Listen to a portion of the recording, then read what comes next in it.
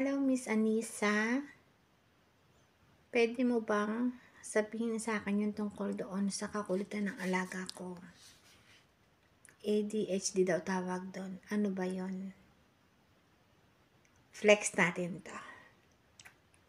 Mga kairog, ayan, pag-usapan natin yung sinasabi na ADHD na may kahulugan na Attention Deficit Hyperactivity Disorder.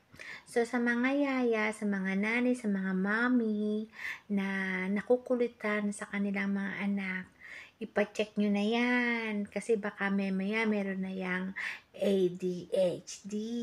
So, ito yung disorder, neuro. It's a neuro problem na kung saan akala natin is normal lang nakakulitan ng bata na hindi natin alam na meron na pala sa kanilang dapat na i-diagnose.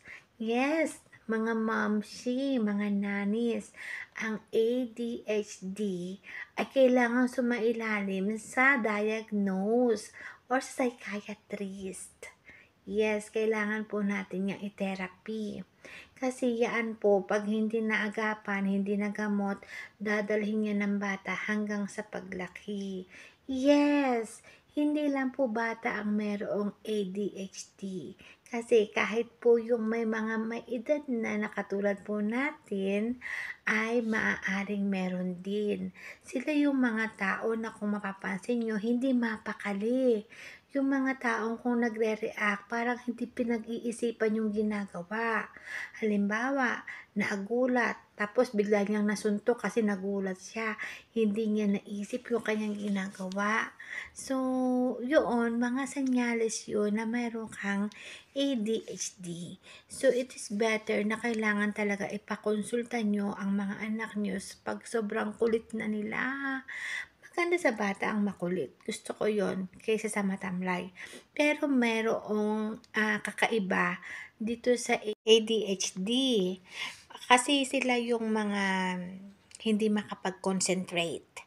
Hindi nila kayang makapag-pay attention sa kanilang ginagawa. Para lagi silang balisa.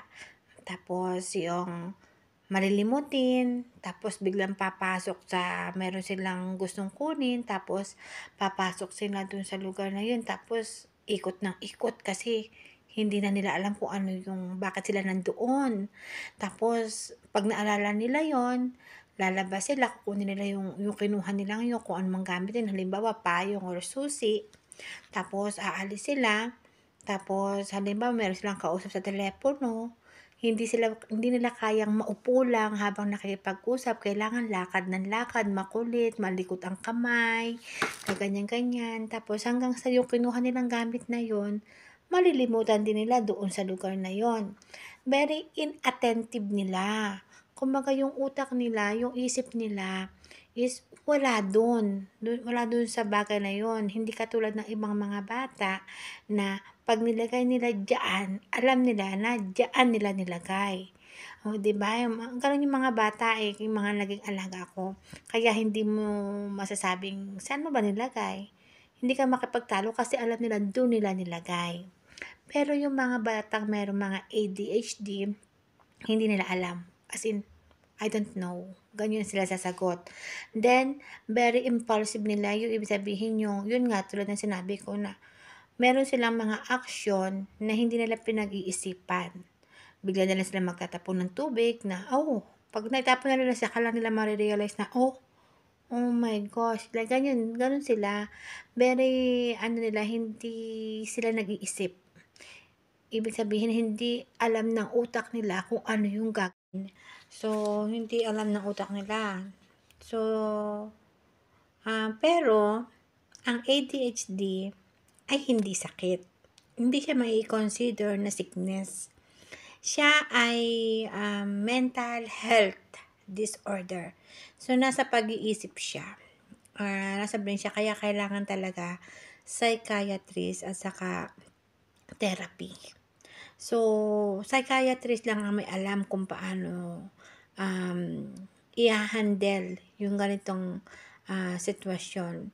So, kung masyadong makulit po yung inyong mga anak at saka yung inyong mga alaga, it is better to make a step to consult to the best children psychiatrist para dito.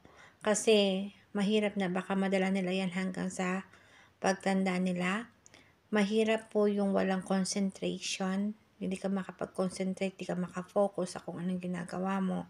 Tapos parang laging you are like not a normal person. I mean, na masarap kasi yung mamuhay ka na meron kang maayos na daloy ng pag-iisip, di ba? So, hindi naman siya sabihin mong kulang-kulang because this will mag-a-appear siya sa kilos niya na yun nga, inattentive siya, hindi siya nag-iisip. So, delikado yun. Baka mamibigla na lang siya manakit na hindi niya alam, di ba? So, yun lang po.